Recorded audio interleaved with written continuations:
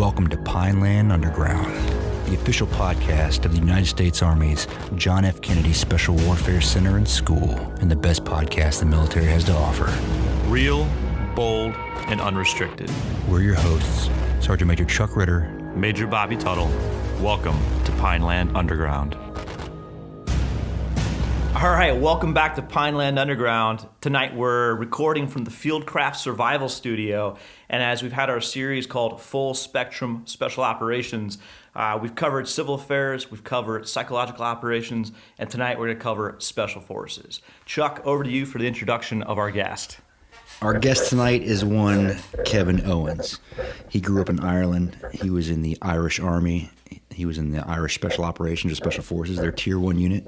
He decided to come over to the United States, joined the American Army, spent 6 years in the infantry, and came over, went through Special Forces selection, went through the qualification course, and then spent how many years in 3rd Special Forces Group? 18. What? Total? God. I don't know. I did 2 SWCS tours, one 3 years and one 2 years. So between 3rd Special 13. Forces Group, Yeah. SWCS, and then being up at 1st Special Forces Command, total of 18 years in, retired at 24 years, and now he's working over here teaching at Fieldcraft Survival. Still giving back to the Special Forces Regiment, still giving back to SWCS, right? Giving back to civilians. But you don't know this, Bobby, but he was also in B-23. So I was. you know. So Is that a big deal? It's not Charlie 1-1. if you ask those that were in B-23, then yes. Before we get into your story, we like to start a lot of episodes off with an in-depth, deep thought question. Okay. Oh, here we go. Leprechauns, real or not? What do you think? Man, I don't know. You think they're real, don't you? I think they are, yeah. They might be. So, of course, they're not real. But I no shit when I was in Germany, I had a squad leader, and his wife was like, "No, are they?" She was 100% convinced they were real. She wasn't messing around. I just went with it, man. Yep. And people are like, "Oh, Lucky Charms." Lucky Charms is American cereal. There is no Lucky Charms in Ireland, right? That's like Outback and Foster's. Yeah, is it is. Australian, No, it but is. nobody from Australia knows what corned the beef hell and it is. cabbage. Never heard of it till I came to the States. So Well, the whole thing about, hey, there's a pot of gold in the rainbow, is that an Irish thing at all? Or is that just all American stuff? I think it's an Irish folklore thing. I think it is. But the line's been blurred for me because I've been in the States longer than I was in Ireland. But I think it is an Irish folklore thing. And somebody made it up while they were drinking, I think. That's pretty good. Nice marketing scheme, though. I dig Yeah, it. it is, yeah. But, I mean, leprechauns do wear green hats, of which Special Forces is There you go. synonymous with There you green go. hats. And they're so- shady efforts. So, hey, maybe there is something there. Yeah. So what are we talking about tonight, Chuck? So we're heading to Special Forces here. Well, we're going to start off with his backstory. So let's go all the way back to the beginning. All right, you better... What year are we here in the beginning? I'd rather not say. So I grew up midway between Dublin and Belfast on the Northern Ireland border. Grew up fairly poor, a big Catholic family. I like to say I'm a middle child. I was 9 of 14 kids. Whoa. Yeah. Not that unusual at that time, honestly. Okay. 8 girls, 6 boys, kind of stair-stepped every year, but super strong mother, kind of ruled the roost. And then when I graduated high school, or actually before that, I was like, what the hell am I going to do? So I went in, me and a buddy of mine went in and put our name down to serve in the Irish Army. Now, the whole Northern Ireland thing was raging at the time. Okay. And for many years before and for many years after. But so seeing soldiers on the streets of Ireland was not an unusual sight, especially being up close to the border. But didn't really know much about what the military did. So me and my buddy were like, yeah, screw it, let's just do it. So we didn't put our name down. It wasn't like America where you come in and you can instantly join. Like you can't walk past a recruiter's office or they'll drag you in here. But there, they didn't recruit, very small army, and they didn't recruit very often.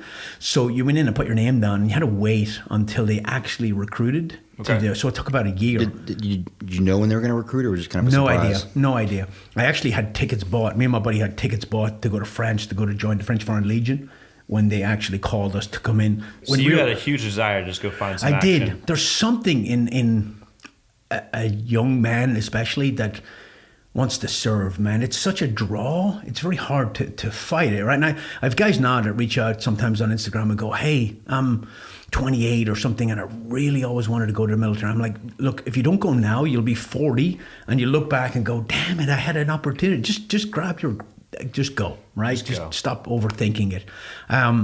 So there was no internet back then. So there's no way to research. But we did know a guy who was in the army for 3 years and got out, and he was IRA guy, but he was funny as hell. And so we had a beer with him in the pub one night. We were like, Tony, tell us about the army. And he told us a bunch of stories, but one story kind of stuck with me, and you'll like this one. He was saying that he was in when he was a private, he was living in the barracks. Him and his buddy were going downtown to go drink and meet girls or whatever on a Saturday night, and the MP at the gate stopped them and sent him back to the mess hall, and he had to make 2,000 sandwiches for an officer's function. And he was like, whatever the other guy's name was, Johnny or whatever, he's like, Johnny spat on like 1,000 sandwiches. I could only spit on like 500. I had no spit left. He's like, I had nothing. And so they spat on 1,500 sandwiches. There you go. Never mess with an enlisted man's drinking time. So I don't know what the draw was, but it's to have a life less ordinary, right? To not sit at a desk and do stuff like that. Yeah. I actually met a guy recently who all his brothers were in the military and he really wanted to go in, but he had an injury as a kid and they rejected him. And it got me thinking, that's got to be hard for a young man who really wants that life and just gets rejected. And there's nowhere a place to go to kind of get that kind of, to scratch that itch. So we went in 1985. You probably weren't even born, were you? Born in 85, so yeah. You were? Wow. Okay. So I was in uniform when you were in liquid form. Yeah. Oh, boy. And how old were you in 85? 18. Oh. Yeah. Yeah. So I went in at 18, complete culture shock, had no idea what I was getting into, and 6 months of basic training. But it was weird because in America, it's all centralized, right? And I think it is in Ireland now. I went into my local hometown battalion, trained in my local hometown, and served in that unit when I was done. So the instructors that we had were just NCOs who were pulled from the ranks, said, hey, you're training recruits for the next 6 months. We had 2 instructors, like they weren't called drill sergeants, but we had 2 for every 9-man squad. So you go to basic training in America, you have 30, you have a whole platoon with 2 drill sergeants. There we had 2 for every 9. Lots of one-on-one attention. Lots of personal attention, And the training's done in your hometown? In the hometown. So you've Awfully seen, convenient, when you're though. growing up, That's you're nice. seeing these people train. Well, what happened, now, you don't see the military because it was all behind closed. What happened was, before that, in the 70s, they would bring in people from all over the whole country. And when it was a less desirable job and you had some more kind of ruffians in it, they'd go and get drunk and freaking wreck half the town. So they figured if they keep people who are locals there, you have less trouble from them. That's a great idea. It's kind of weird. It's hard to put an American mindset on a foreign army because when you grew up in the American military, it is things are very foreign to you. Like we use soldiers to escort cash because the armored trucks didn't have guns, right? So if I did it a lot in the infantry, if there was a lot of money being brought out of a bank or brought to certain banks, they would have a police car in the front, a Land Rover with 4 soldiers on the front and rear, and we escorted cash all over the country. That was one of the duties I did. If there was explosives being used on a quarry, then they would have soldiers go pick it up, bring it to the quarry, watch it being used, and burn all the excess because of the whole Northern Ireland thing, right? Wow. I did a lot of coordinate searches, I did a lot of checkpoints, I did a lot of patrols, but it was not unusual to see soldiers on the streets at home being used. And even in special operations, you're used in a SWAT team role inside your own country. So and it's all domestically, yeah. Yeah, it's not uncommon in Europe, honestly, but in America, it's such a foreign So the laws, concept. like for us, between the police department and the military, there's very strict There is. affiliation, right? Yeah, posse Posse comitatus, yeah, doesn't right. allow So for that. not a thing over there. Still? Yeah, still, yeah. And that's why, here you have the FBI HRT for hostage rescue thing, and that's why the British SAS stormed the Iranian embassy in 1980 because that's part of their counterterrorism role. When I was in special ops in Ireland, jumping ahead now, the police had no SWAT team. So they have one now, but at the time they didn't. So that domestic high risk warrant type job was part of what we did. It's like GSG9 or GIGN in Europe. You know, it's fairly common European model. So I spent 2 years in the infantry. Went into basic training, got my ass beat down. All the words of command for marching were all in Gaelic, and most of the guys that I trained with had been in like the Irish Army Reserves, so it's like a part-time type thing. And they all knew the commands, but I didn't do that, and I didn't know shit. It was terrible. Like it was like you're walking in a line that way, and the guy gives some weird command that you don't understand. If you're in the front, you just keep walking, and everybody else turns and goes the other way.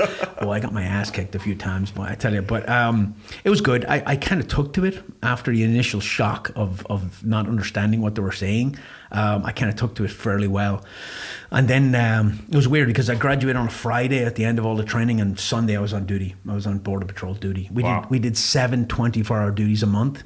Usually 1 guard duty on the base, and then 6 Border Patrol duties, which are all 24 hours on, 24 hours off.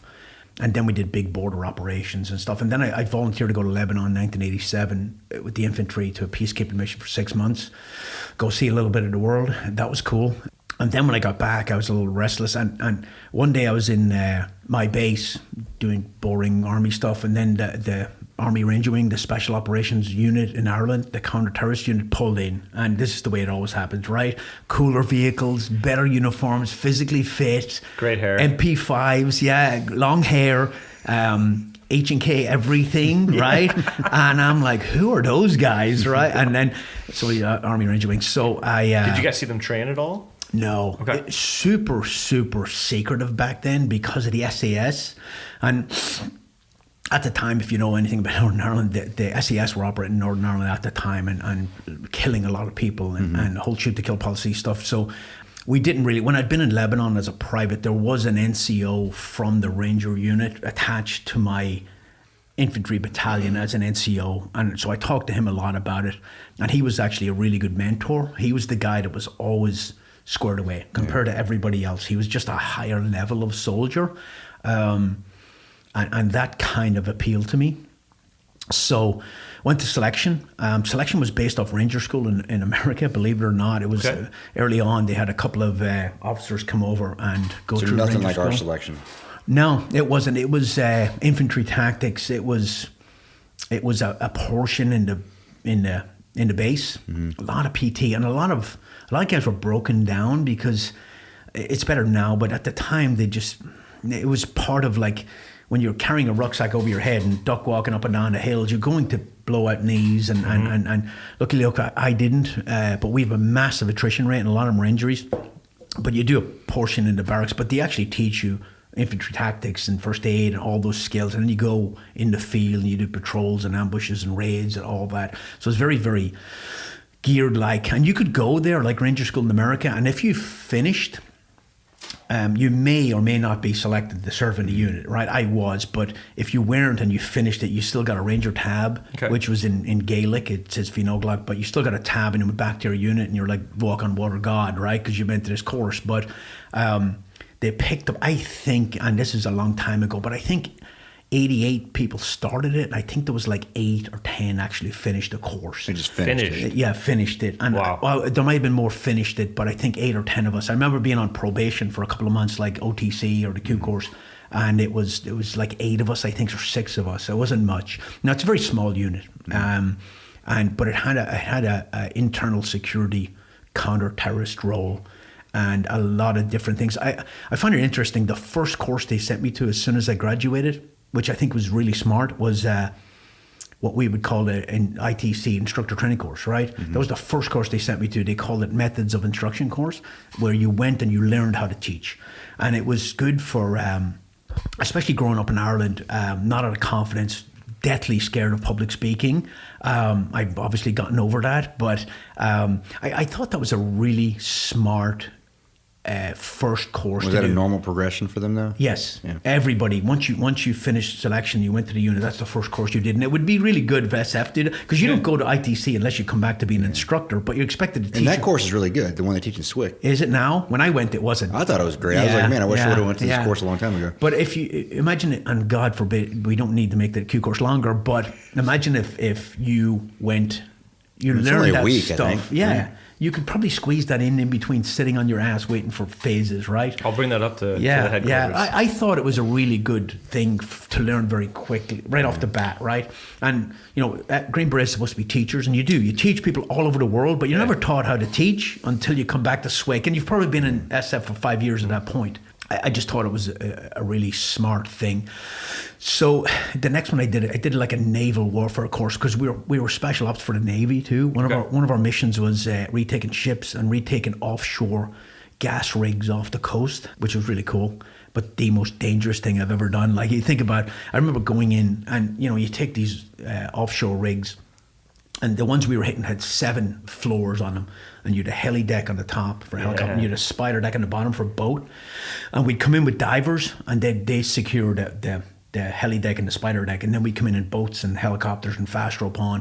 And I remember coming in a boat with body armor on. There was no cutaway body armor back then. Body armor, like fireman's axe, MP5, You're heavy. rig with magazine. You're not floating. Oh, you're going to the bottom, right? And the boat would come in, and you're 30 miles off the coast, right? And the boat would come in and it would pick you up, and there'd just be a ladder there, and you'd grab it, and the boat would just disappear. And if you don't have the upper body strength to get up that ladder, you were going to die. And at the time, I was like, no big deal. But now I'm like, what the hell were we thinking? How did nobody die? But we used to spend a week on those things, and the chow was awesome. But we used to train. Like, by the time we were done, we knew where every knife and fork was on that rig. Like, we were really good. We did that. We did aircraft, retaking hijacked aircraft, because that was a big thing in the 70s. Yeah. It's not so big anymore. But we used to spend like a couple of weeks a year at the airport. So super counterterrorism focused. All very retaken passenger vessels. Yeah, and, linear targets, trains, linear buses, aircraft, offshore rigs, all that stuff. And it had there was what they call a black roll and a green roll, and the green roll was like kind of conventional special operations, sniper operations, stuff like that, behind the lines type stuff. And then with the black roll was the counter-terrorist hostage rescue role. And then once you're done with your training, you specialize. The same here, like you specialize in certain things. And they were like, who wants to be a diver? And I was like, yeah, I'll do that. Bad idea. They took us on this familiarization dive, freaking nasty cold water with dead cats in it, and I was like, I don't want to do this. So and then so I became a sniper, right? I went to sniper. Diving anywhere in Ireland sounds probably lakes are actually in the channel. Sounds terrible. Oh, it's awful. But why dead cats? It's cold. Yeah. It's cold. I don't know. It might not have been dead cats. It might not have been, but it paints a picture, right? In the face. I seem to remember a dead cat, but it paints a picture. So I was like, I don't want to do this anymore, because when I was in Lebanon in '87, I went on leave in Cyprus, and I dived in Cyprus. This is a little different. Sure. A little different. That's tropical. Tropical med. Yeah, oh, yeah. What, just real quick. So, your unit. What's the structure of the unit? Is that similar to like squadron structures, or? It was teams. It was like almost like cells, 4-man cells with a sergeant and 4 corporals. Now, a corporal in the Irish Army was like a staff sergeant in the American Army. Okay. Because I was a corporal in the infantry.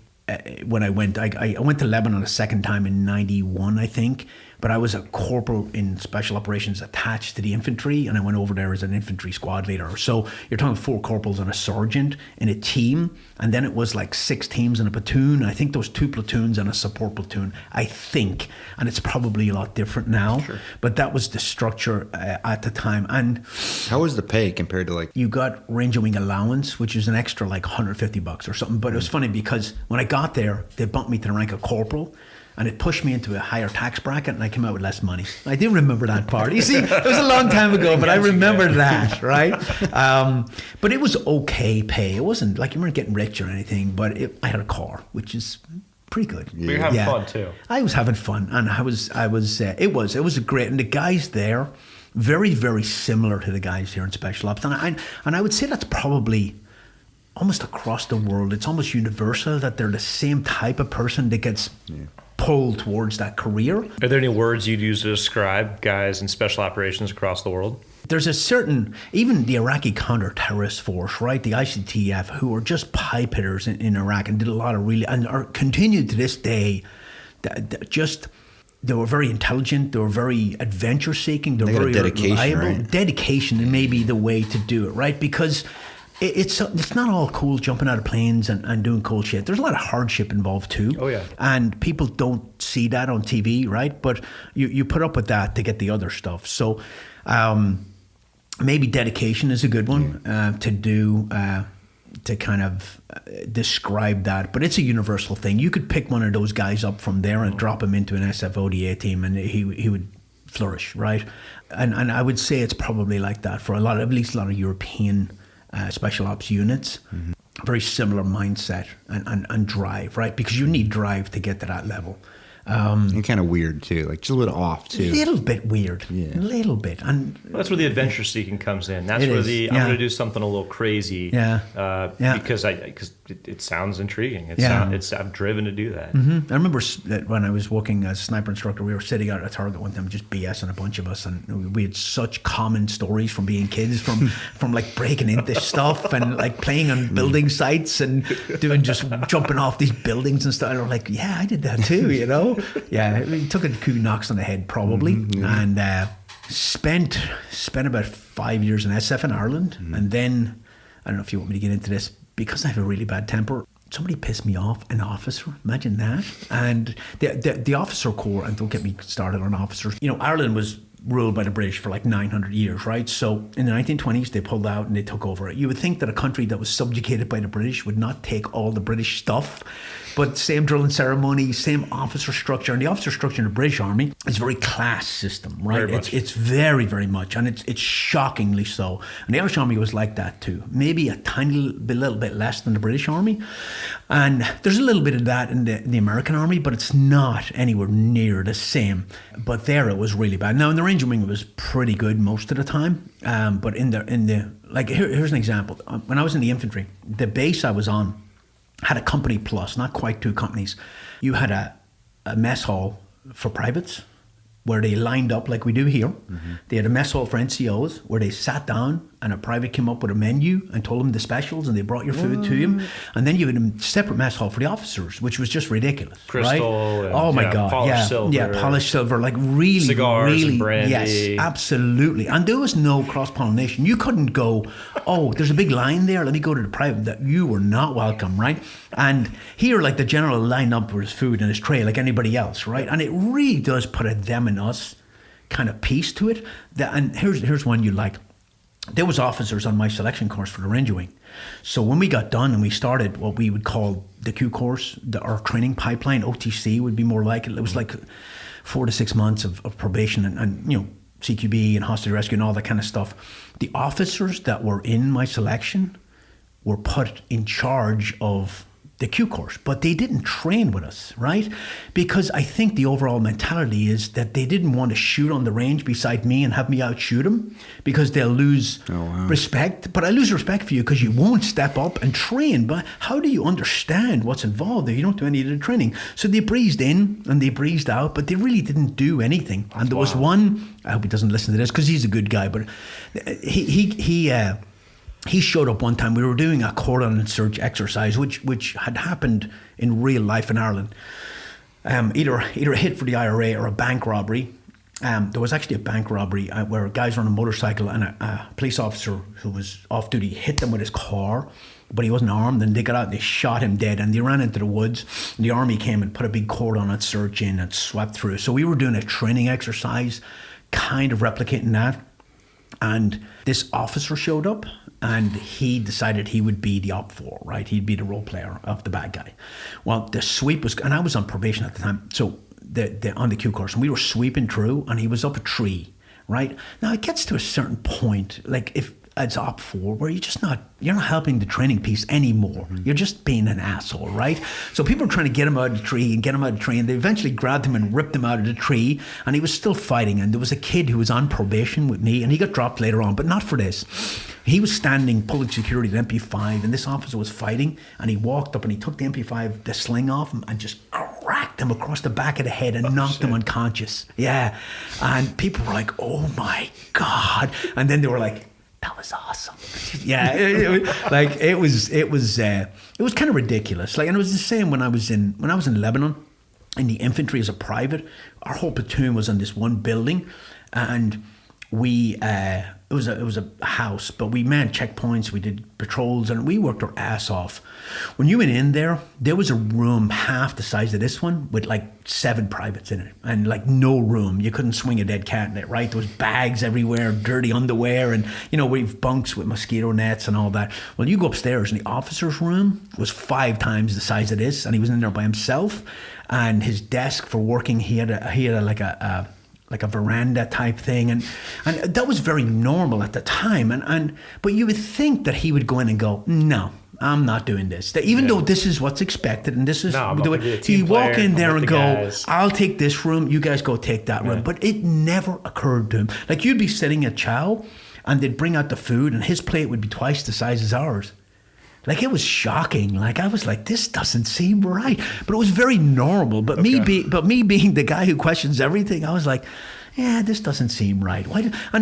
He didn't even come, and he was considered a good officer, right? He didn't even come up and go, hey, NCO who's been pulling 8-hour shifts on this checkpoint for the last 3 months, take the night off. I got this one. Never. And it was not expected of him, and they never stepped up like that. They just, the mentality wasn't there for that, because you had that class system. Sure. And I found that weird.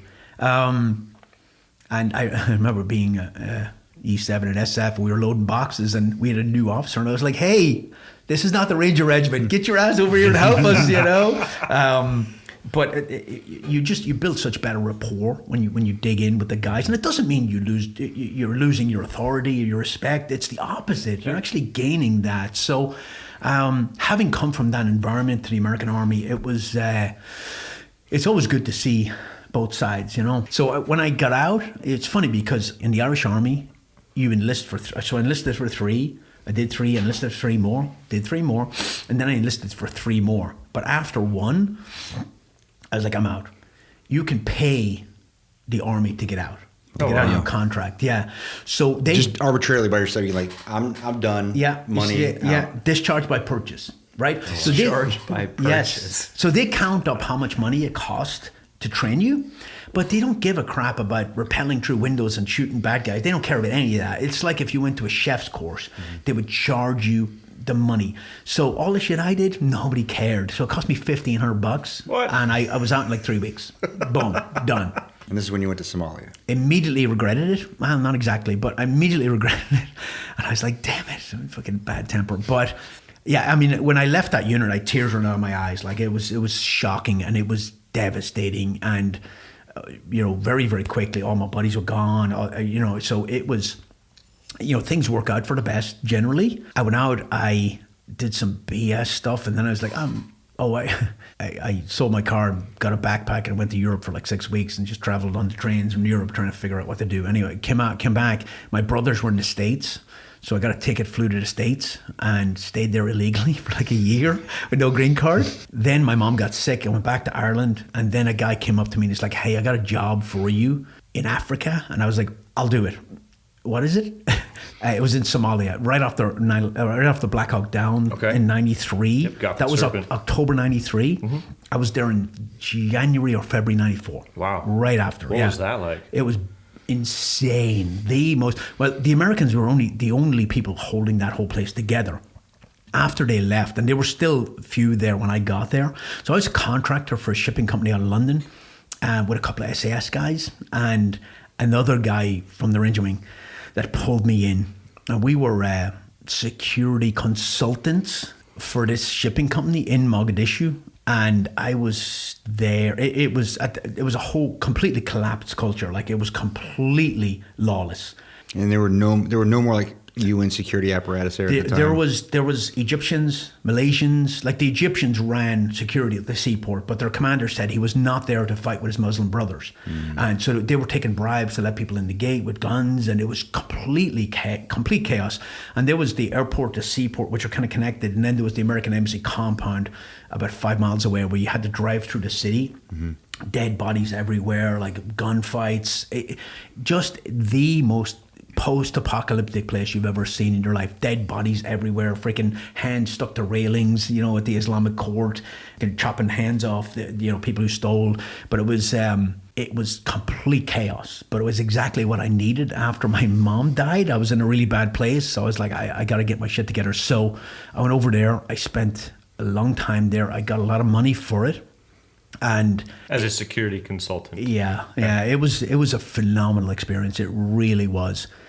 It was extremely dangerous because we were the only ones who went outside the gate into Mogadishu without a military escort. Because I remember in the past you told a story about how you always had an option. You go through the city, yeah, or you go on the outskirts of the city. But either way, which is more dangerous? Well, if there was fighting in the city, and we had Indige, right? We had locals hired by us to drive for us, but they were part of the Somali National Alliance, Gerald Naidid's clan that owned that part of the city. But they're not loyal, right? So I remember sitting in the back. These are militia. This is thugs. Yeah. So I remember sitting in the back seat behind the driver, and I have MP5 out the window, which I threw away later on. I got a Galil because it had no firepower, right? But it looked cool. But Galil or MP5 out the window, and I had my pistol here to shoot the driver in the back of the head if he took a wrong turn. Jeez. Because if he takes a wrong turn, it means he's kidnapped. As soon as it becomes more profitable to kidnap you and ransom you, then what we're paying, and we were paying them well, that's what they're going to do, right? So you could not trust them. They'd be on the roof. We were living downtown Mogadishu at the start, which is insane. But we put them on the roof and lock them out because they come in and kill you in the middle of the night. The first night I don't think I ever told you this, but the first night I got there, I flew from Dublin to London to Nairobi, and then I flew a UN flight into it. 2 British SAS guys picked me up at the airport, handed me an AK-47 and a bunch of mags and a pistol belt. I was like, okay, let's get it on, right? And then we go back to the house, and I asked, what's the rules of engagement? And they were genuinely confused by the question. So I replaced a guy, a British SAS guy, who flew out on leave. So I just went up to his room because I was wrecked, like I was jet lagged. So I went up to his room, and I locked the door, and I dropped all my kit, and I climbed into bed. And in the middle of the night, huge gunfight started right outside. Like, we were downtown Mogadishu. And I roll out of bed, and I have no idea. He had blocked out all the light in the windows, and complete darkness. So couldn't find the light switch, could not find the door, could not find a gun. Spent 20 minutes on my hands and knees around the wall while this gunfight's going on, and all the guys who were judging me are on the roof in a gunfight, and I'm trying to find the door, and I can't find it. Eventually get the light switch, I get my stuff, I romp the roof, and it's over. And I'm like, I swear, I wasn't hiding, But I did some stupid stuff when I look back on it now that was extremely dangerous, but at the time I really didn't care. I would have went for free if they said, hey, we got this gig, man, but we can't pay you. I would have went for free for the adventure, and it was really, really cool. A lot of gunfights, a lot of crazy stuff going on, and that's a whole nother podcast. It really is. Any nicks or bruises coming back from that? No, I never. No, I didn't get. One of the guys got shot, but. Yeah, there was no. We're contractors. We had no medevac procedures. You're well trained. We had no way to get out. What he was talking about, like if there was fighting in the city, like normally we would get our Indige. If we had to drive down through K4 Circle, which is in the book Black Hawk Down, and all the way to the American Embassy, you go really, really fast. You drive up on sidewalks, hit people with a car. Like we'll have our Indige drive, right? If there was a lot of fighting in the city, you couldn't go that way. So you'd have to go out into the desert and come in. And the people in the desert are just bandits. They're not part of a militia. Okay. There's bandits who are trying to disable your car and steal your shit and kill you, right? It's like Mad Max stuff. Oh, it was. It absolutely was. So you're in a running gunfight the whole way. And then you get to the other side, there's holes in the car. And then you're like, okay, let's go. We got to go back. Like, yeah, it in hindsight, I was like, what the hell are we thinking? But it was amazing. It was a really, really great experience, and I had a blast. It was great. But yeah, anyway, so I got back, and while I was gone, I had applied for a green card for America while I was gone, and it had come back while I was in Africa. and I'd missed my deadline to go get it. I told you this is a long story, man. I'll jump ahead if you want.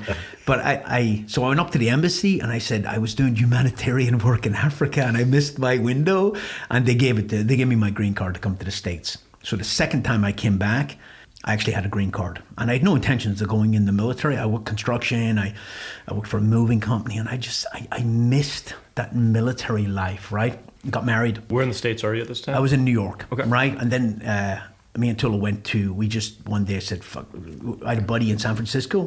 And San Francisco wasn't like it is now. So we just jumped in the car and went over there, and I worked there for a couple of months, and I was making good money.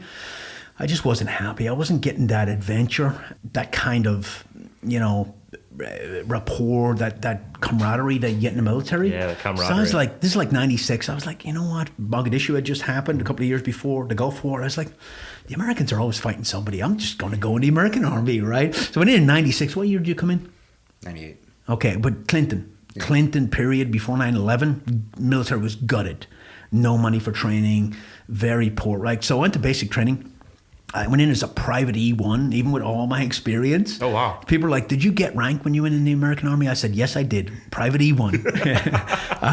But I didn't know anything about, I was a recruiter's dream. You saw me like twice, but I didn't know anything about getting rank and all that. You had people who were in ROTC in high school that were like E2s, E3s. But I was 29 at the time, and they were calling me Pops, like I was an old man, right? And You're my boy, Blue. Yeah. But it was fine. I just went through it. And then I got stationed in Fort Hood, Texas, and it was horrible. It was awful. Just a terrible place at that time in the 90s. Did 2 years, and then went to Germany and got stationed. I couldn't go to SF because I wasn't a US citizen. I joined with a green card. Okay. And when you join with a green card, you have 8 years to become a citizen, or you have to get out, right? And I was ready to go, but it took time. It's a little quicker now. Went to Germany, eventually got my citizenship, and went to selection in 02. And that same time as you, right? Yeah. Did you went selection 02? And I know I went a year before that because then I hung out for a year. And were you in SUT at the end of 02? Yeah. Yeah, right. And then we were in selection together, or we were in SUT together. Yep. And then we were in the Q course together, and we were in SEER school together. Yeah, we went through that when it was that nasty ice snowstorm, and they had to shut phase 2 down. That was brutal, man. I lost like 20 pounds out there. That was brutal.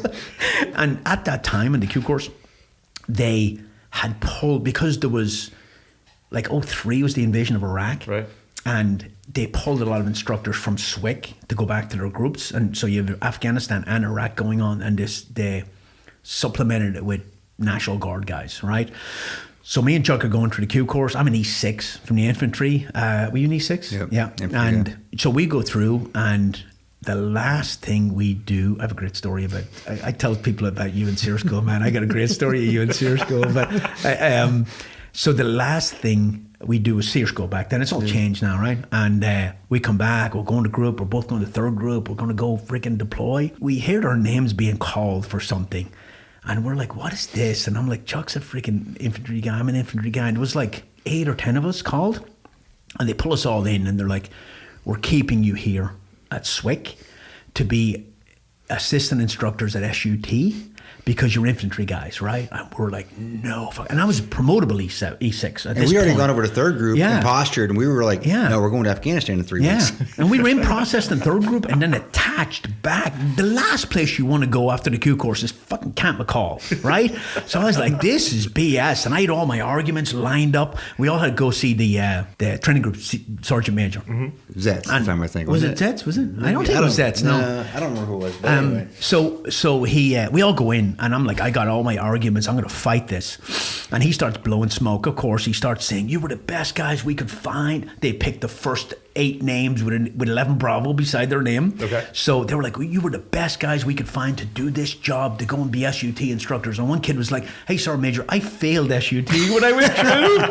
And the Sergeant Major, good for him, man. He said, well, this is a good opportunity for you to brush up on your skills. And I was like, there's no getting out of this. There's no way, right? So me and Chuck went out and we worked together. And we were only there for 2 classes, and they let us go because they wanted the PCS people in the summer. So we got over, but I think we while talked I was ourselves there, out of it too a little bit. I think Some people stayed out there for the full year. Yeah, we wanted to go because our battalion was in Afghanistan at the time, and we were chomping at the bit to go. Of course, I got arrested for having a gun in Fort Bragg during that time. That wasn't great. That sergeant major picked me up that time at the MP station, and he went to chew my ass, and I was like, stop, let me tell you what happened. And he was like, oh shit, I've got 2 guns in my car right now. And it was all BS, and it all went away. So went to Afghanistan. Kevin, what's your MOS at the time? Bravo. Okay. 18 Bravo. Freaking proud. I went flash to bang in the Q course in 10 months.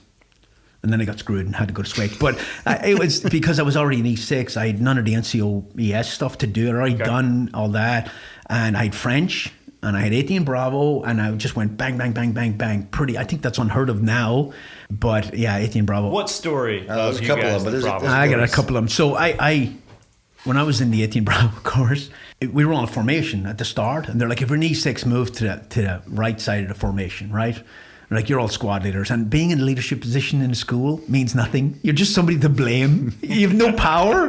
You're just somebody to blame. And it was one of the first 18 X-ray courses I'd gone through at that time, and they were in class with us. And a couple of weeks later, I can't remember the timeline, this kid who was in my squad didn't show up in the morning. I'm like, one man out of ranks, right? Do you remember this? Mm-hmm. And so later on that day, Tony Yost, who was a freaking phenomenal instructor, and died later on in Iraq a year or two later. But he pulls me and this kid up, and he says to me, did you wake him up this morning for formation? I'm like, no. Is his team sergeant going to wake him up? I'm like, hell no. And I'm stubborn, man, when I start, and I dig my heels in, even to, like, here's the advice. If you're going to do the Q course, you're always wrong. It doesn't matter if you're right, you're always wrong, right? And so Tony said, you and him will go home tonight and get a sleeping bag, and you'll stay on this compound for 3 days, and you won't go home unless your house is on fire. And I'm like, no. That's not happening. And he said, what? I said, you're an E7, I'm an E6. You can't confine me. I'm like, it takes like a colonel or something. No. And I was right. But you're always wrong when you're a student, right? So I was like, I'm not doing it. And they pulled me out of training, put me at parade arrest for like 5 hours. I had all these students coming up going, dude, just do the punishment. And I was like, no. And I dug my heels in. And then I had to go in and see the NCOIC. A guy called Master Sergeant Donahue, who was an Irish-American guy. And I hadn't even seen him up to this point. I didn't even know he existed. And they left me outside for hours. And when he finally saw me, I was going in there I was mad. And when I walked in, he completely disarmed me. He was like I walked in there like a bull, and he was like, hey, man, what's going on? Hey, take a seat. You want a Coke or something? And I was like, what's going on? What's happening? And he started talking to me, and I started explaining him. And I was like, wouldn't you rather weed this fucking turd out now than sending him to a group and all that? And I started bringing him onto my side. He was like, you make a great point, you know? He's like, we need guys like you in SF. And I was like, and he said, look, I can't take your side over one of my instructors. I said, I get that. I've been an instructor. I 100% understand. He's like, so you'll do the punishment? And I'm like, no. And at one point he put his hand in his head and he was like, what am I going to do with your stubborn Irish ass, you know? And he was like, look, here's the paperwork to relieve you and send you to the 82nd Airborne. You're pushing me against the wall. You're going to have to meet me halfway. So I was like, okay, screw it. So I came in that night, one night, and then I came back after that, and the place was locked up. I only had to do one night. And it would have been easy for Tony Yost to target me, because it's easy to drop a guy from the Bravo course. You go, safety violation on the range, right? Mm-hmm. But he never did. He never did. And he ended up coming to my company. And I was in Iraq when he got killed in Mosul, chasing our car way down. But he was a great instructor, but he wasn't used to a guy like me arguing with him and going, I ain't fucking doing that, you know? But you're always wrong. If you're a student, lesson learned. Don't be an asshole. Put your ego aside. Went to Afghanistan in 2004. We went together with Chris Regan, remember that? Yep. Yeah. Mm-hmm. So we flew out there and then we separated.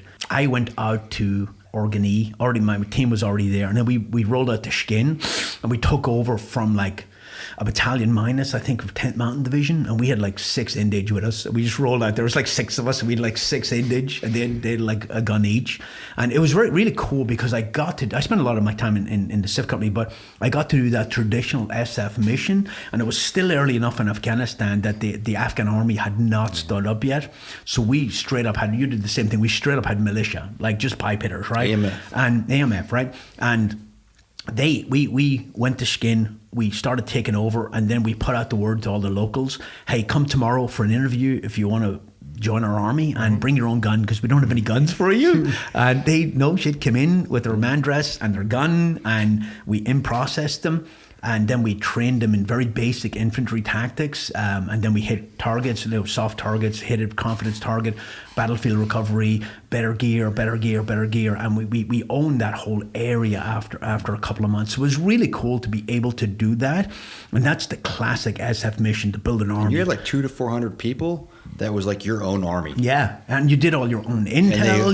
They worked for you. Yeah, you pulled your own intel. You had a ASOT guy, and he did all the intel stuff, and he interviewed people, and he pulled targets, and you hit targets, and you got intel, you hit other targets. You find machine guns, you clean them up, give them to the Indage. It was really cool mission. And you vetted them, you've trained them, We vetted them as much as we could. Yeah. What's your name? Okay, now you're vetted, right? Back then, insider attacks were not a thing. Right. Thank goodness. But vetted. It's not like they have social security numbers and background checks, right? So we built trust with them. And we did. That's what you had We to do. built rapport. We ate with them, which is a huge thing in the Middle East, right? And they wanted a better Afghanistan. They really did, and that was their whole goal.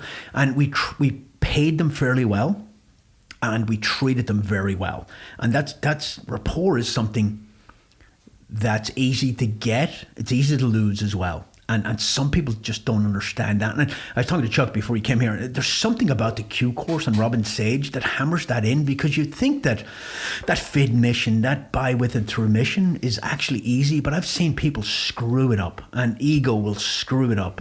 And I saw it later on, like with counterterrorism and special operations in Iraq, when you have young SEALs mostly coming in and talking down to guys who have hundreds of combat ops. Like, you're just there to help, man. You're not really leading them at this point, especially later on in the war.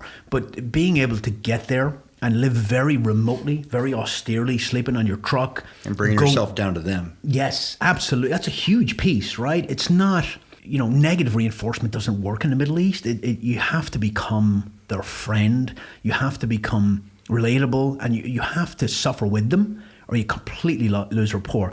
So, we went out for weeks at a time in long-range patrols. We lugged all our crap, but and then standing up skin. It was already there, but building the base defense plan, and we got rocketed a lot. It was really, in hindsight, it was really cool to be able to do that mission before, Iraq kicked off, and I spent a lot of time in Iraq after that. But this is about partnership right there with your Afghan partners. How big was your instructor training course that you went through that you talked about earlier?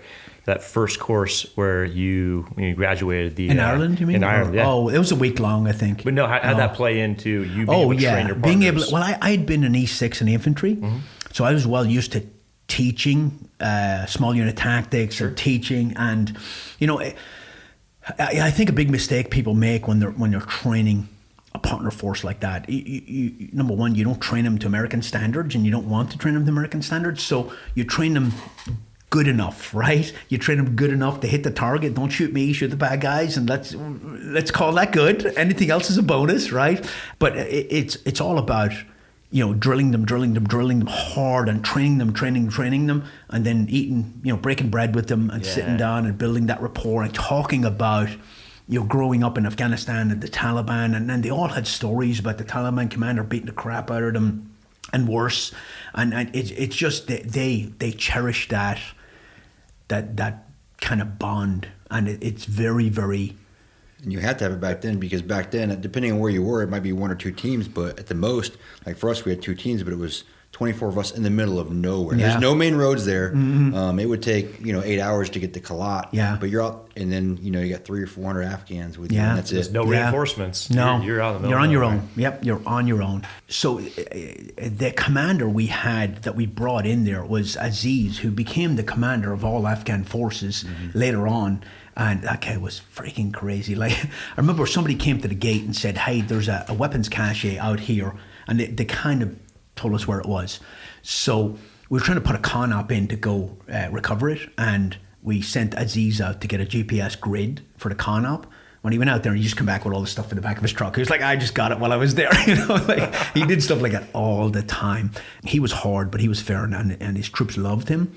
But if you break that rapport, with those especially, you're in a bad place. Like you said, you're so isolated. But remember that trip we ran the first Afghan elections. That trip. Yes, we and did.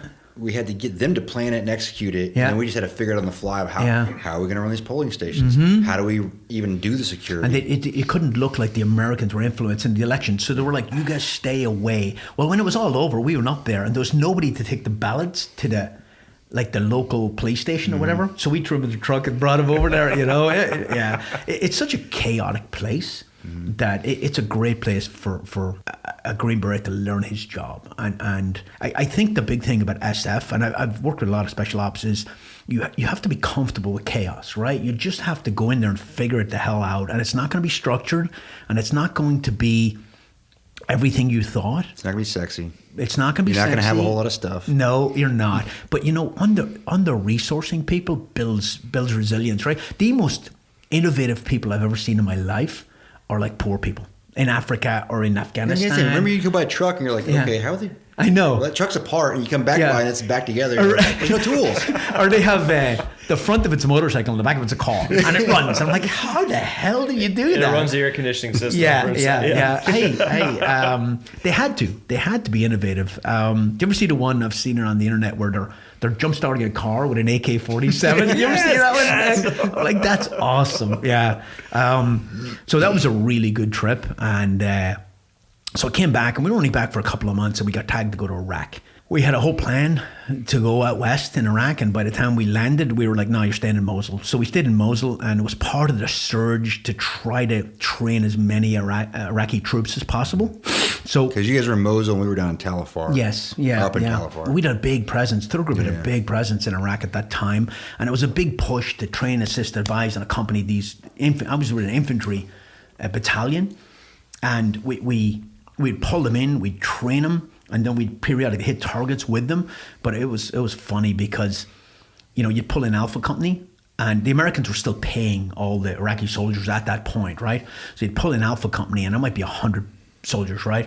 And you train them and train them and train them. They go hit targets, and then when they're ready, like a couple of weeks, I can't remember what the timeline was. They go do their own thing. And then you pull in Bravo Company, well, you'd be looking at them and you'd be like, it's the same dude. That's the same guy, And then you look like half of them because on the number, they were inflating the number so much that because they were getting paid for all these phantom troops. But you have to understand that's part of the culture there. Mm-hmm. Like I remember hitting targets with the Iraqi counter-terrorist force.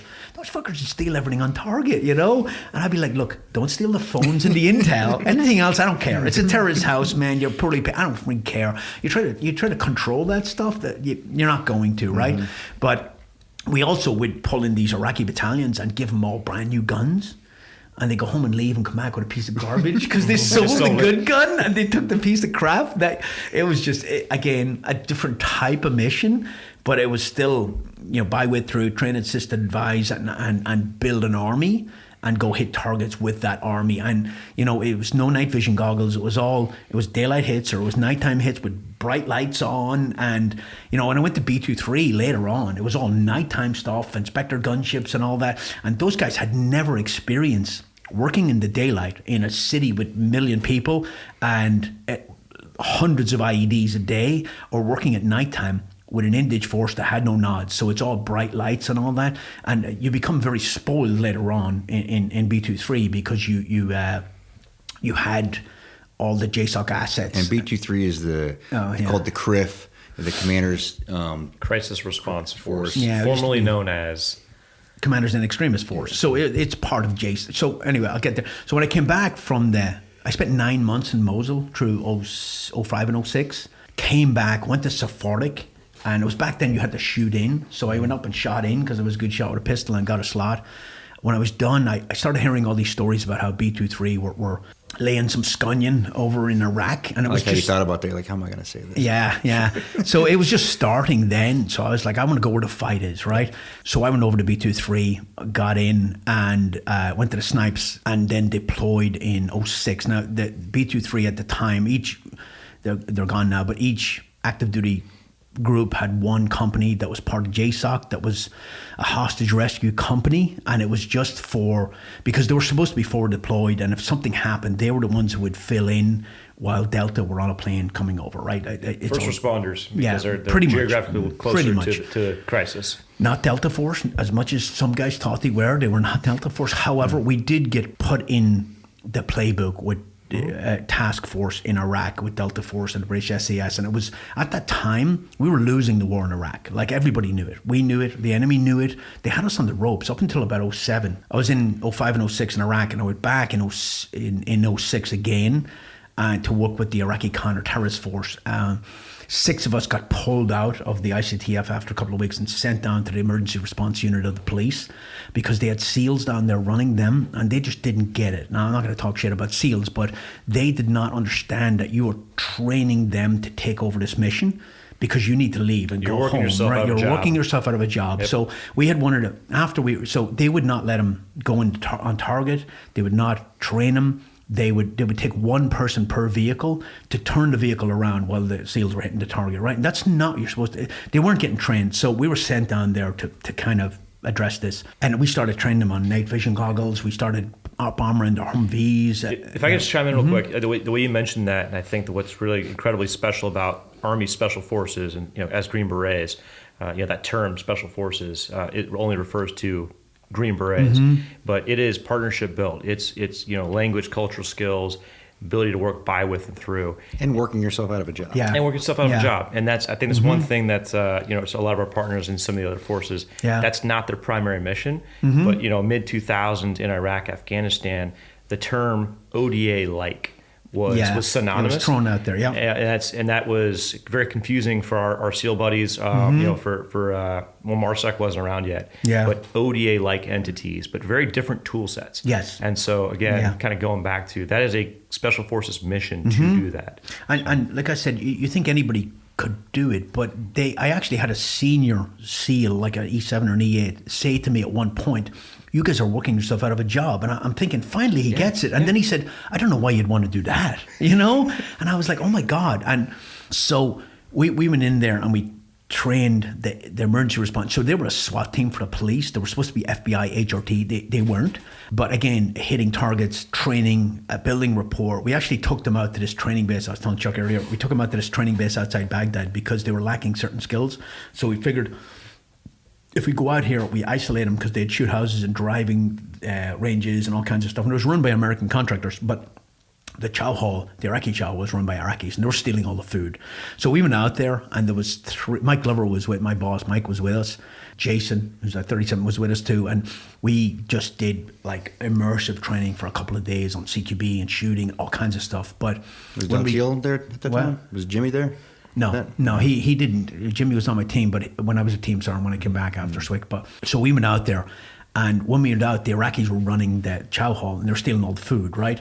So they'd go to chow, all Iraqi, we had a company of Iraqis with us, to go to chow, and I remember they'd get like a little thing of like chopped up tomatoes and like lettuce or something. It was just terrible. But we went in there and ate the exact same food as they did. All the SEALs went to the American contractor chow hall and ate American food, and the Iraqis saw it, and it was a catastrophic loss of rapport for them. They wouldn't talk to them. They hated them. And there was other parts of it too, like talking down to them and not being able to speak the language. And I couldn't speak, I learned French in school, but I could speak enough Arabic. I could speak combat Arabic. But you tried. I did. You tried. I could count to 10. I could say, come over here, cover there, pull security here. That's a vehicle. I could speak enough to get by, right? So catastrophic loss of rapport.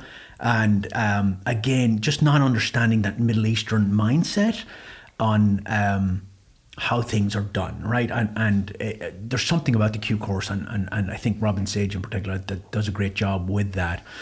So we worked ERU for about 5 months, I think, and trained them, hit targets, and it was great. It was a great mission, and things were ramping up. Went back to Iraq in 07 and worked unilateral ops with task force, just hitting initially Sunni targets in Sadr City. And then she had targets all over the country, and any assets you want. Like I've talked about this before, the hardest job in Iraq in 2007 was infantry driving around in strikers, because them boys were out all the time, 12-hour shifts, hitting IEDs all the time. Like, it was a horrible job. We went out at night, we stacked the deck, we had fantastic intel. We had Spectre gunships and Apaches and Little Birds, and with tanks with us. I did two layers of fires. I did 2 boat missions in Baghdad. I got on these SWCS boats, these big freaking massive boats, and we flew to an island. We got on these boats, and me and Damon were like, this is stupid, but we rolled in these boats, and these boats have miniguns on them and freaking twin 240s, and they're badass. We came up, went up to Tigris, hit a berm, climbed up the bank, hit the target, back in the boat, back. And we were done. We were like, that was pretty cool, man. I'm not going to lie, But we had layers of anything we needed, and we stacked the deck in our favor. We had some horrific gunfights. We hit one target where there was 14 suicide bombers on it, all foreign fighters. We got a massive gunfight. My dog Vinny there is named after the dog we had. We had a Delta dog and a dog handler with us. At one point, these boys were fighters, like they were not cowing down. And we hit the target with Spectre gunship. We hit it with 105s from the Spectre, but the ground was soggy, and the rounds were hitting the ground, not doing a lot of damage. So when we pulled back, when we went to re-engage and sweep across the objective, they were hiding in the palm groves, and it was like Vietnam. We were shooting guns and throwing hand grenades, shooting guns and throwing hand grenades. And at one point, the Delta dog handler was like, stop, let's send the dog in. And the dog went in, and he caught the scent of the guy and went in and latched on him, and he detonated a suicide vest and killed the dog. So we pulled back, and then we airbursted 105s over the top of them and completely decimated. And then we swept across and just finished them all off when we swept across the objective. It was a massive gunfight, but we had all the assets we needed. We had DAPs, we had Little Birds, we had Spectre, we had everything. When we come back, we retrieved the dog's body. We put him on a stretcher. Jason pulled out an American flag, draped it on the dog. We landed back at Baghdad Airport, a task force, and we would get off. We had lines of Delta and SAS lined up on both sides. Everybody went to attention, saluted the dog coming off. It brings tears to your eyes. I get emotional when I think about it now. That's an operator, though. That's their job, is to save lives. Vinny was named after that dog.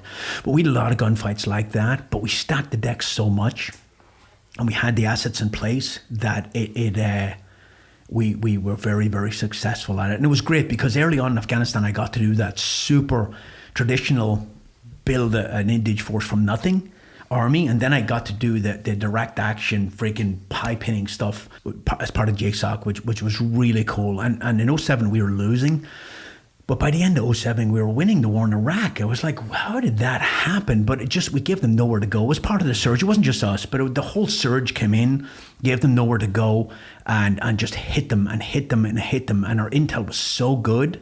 It was a very, very effective strategy.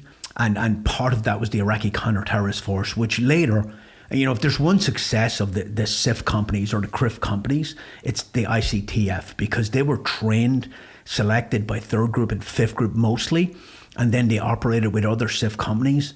When ISIS invaded Iraq, they were the only ones who stood and fought, and they stopped Iraq falling to ISIS. They lost a lot of people. Credited with the only thing that really stopped all of Iraq. Yeah, the ISAF brigade stopped the role of ISIS and pushed them out back. So that's like the real success story, really, from SIF companies. So came back from 2007, fantastic trip, but a lot of combat. Then in 2008, I was lined up to go back to Iraq to run the Iraqi counter-terrorist force snipers. I've been to sniper school. Then I came down on the DRITIC SWCS list, right?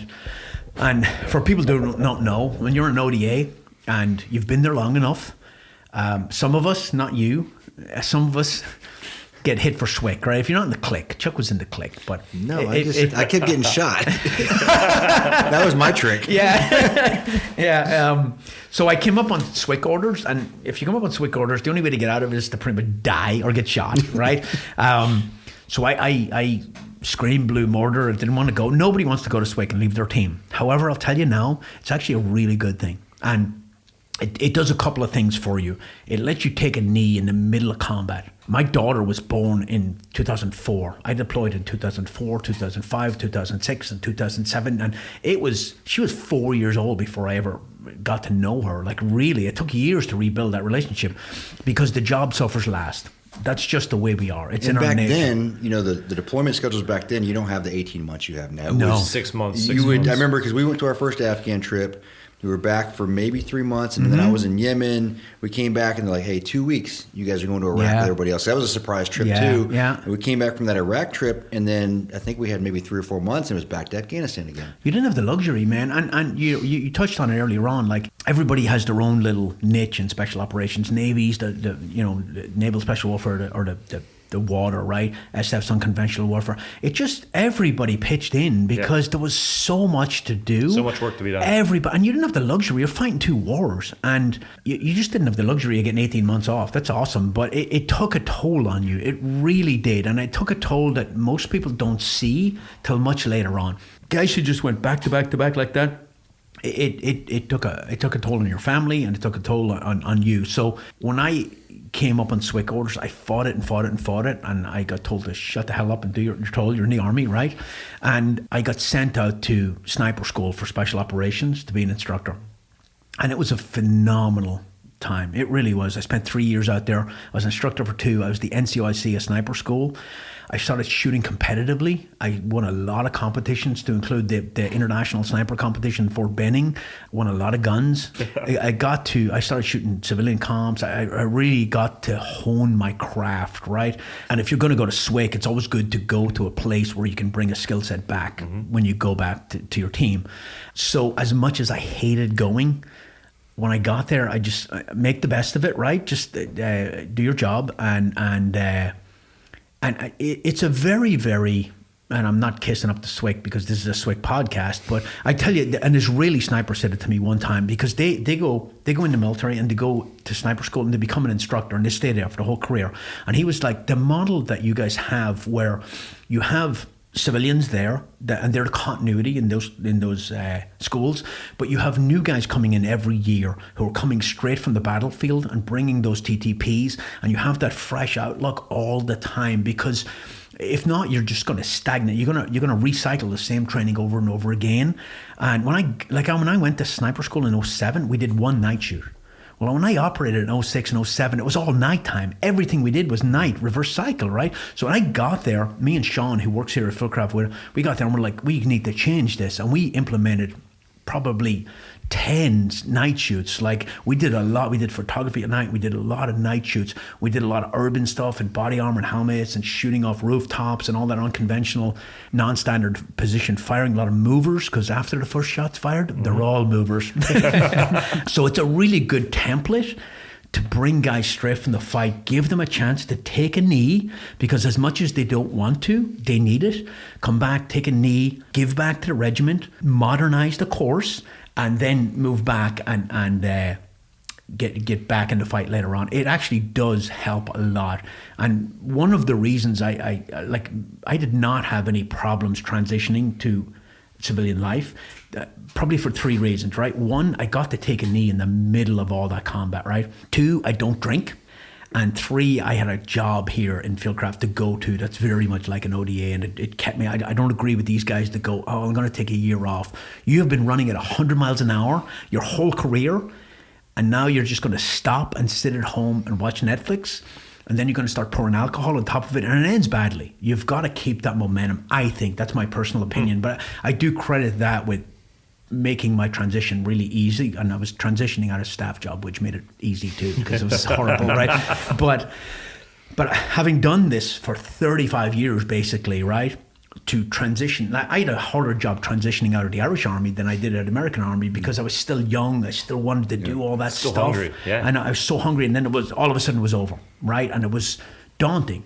And you get that a lot in the American military. Guys get out and they're like, my whole identity is the military and I don't know what to do. But I think that taking a knee it's a 3-year tour, which is a long tour, but you have to give those skills back to the regiment. You have to pass on those things you learn and come. We're bad, generally in the U.S. military, we're bad at lessons learned. We have lessons observed. We write them we down. do, And yeah. Sometimes we they write get them down. filed away somewhere in a portal someplace. The only way you can do those lessons learned is to institutionalize them into a school, right? You can write them in all the freaking websites you want. Nobody reads them, right? But when you push them into a school and they become part of doctrine, it really does. I think that's the only way to do it. So I got to sniper school at a time when it was kind of still very old school. And luckily, we had the right chain of command. Sean Kirkwood was the NCIC. I was an instructor. We started modernizing it, right? We started using all the stuff we learned in combat. And at that time, the 300 Win Mags came in, the ballistic calculator came in. We started ramping up Now, I'm a huge fan of changing things, but not changing things for the sake of changing them, right? And that's a huge problem sometimes, right? Nobody ever got an OER bullet that said, kept everything the same because it was running well, right? But there are times when things need to be modernized and changed, right? You get 2 NCO. NCO points. Oh, man. So I spent 3 years in sniper school, which was really good. Then, when I pinned on E8 and I was going back, I wanted to go back to B23 because I wanted to take a sniper team because I had so much expertise in that world, having worked at sniper school for 3 years. I wanted to go back. So I went back to B23 and I took a sniper team in B23, which is a phenomenal job. The problem with the snipes in B23 is guys will do a couple of years on a regular ODA sometimes, and then they'll go to the CIF company and they'll do a couple of years as an assaulter, and then they'll go to the snipes. Well, by that time, they're super senior. So the SWCS list comes out and you lose 4 guys, or the E8 list comes out. One time and I lost 4 guys on my team when I was there for 2 years. And there was only 1 guy that I started with that were still there when I was done. Everybody else had changed out. And that's when Jimmy came to my team. And It's Jimmy Datil, right? Yeah. He's been a guest on our show. Jimmy's before. great. Yeah, he's a rock star, man. But I had a great team. I was so spoiled because I talked to other team sergeants who had like E5s, and so everybody on my team was at E7.